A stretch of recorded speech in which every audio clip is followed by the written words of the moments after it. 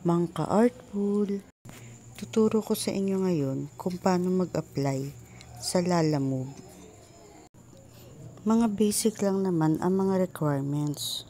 Kailangan ng vehicle registration, OR ng sasakyan, driver's license, smartphone, at pag hindi sa'yo ang sasakyan, kailangan ng authorization letter at ID ng may-ari. Magdala ng pera dahil may babayaran kay Lalamove na registration na 300. Kailangan mo rin mag-load ng 300 or less para sa top up para makabiyahe ka na agad. Madali lang mag-apply at mabilis.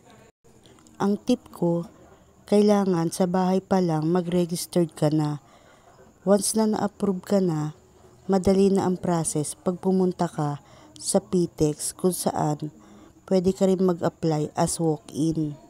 Once na na-approve ka na ngayong araw, pwede ka na rin bumiyahe ngayong araw.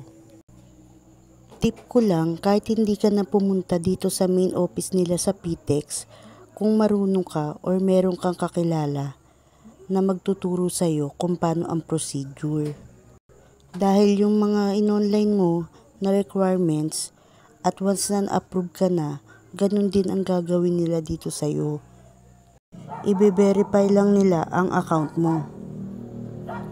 Mga ka-artful, sana may natutunan na naman kayo ngayong araw. Thank you for watching. Don't forget to like, share, and subscribe.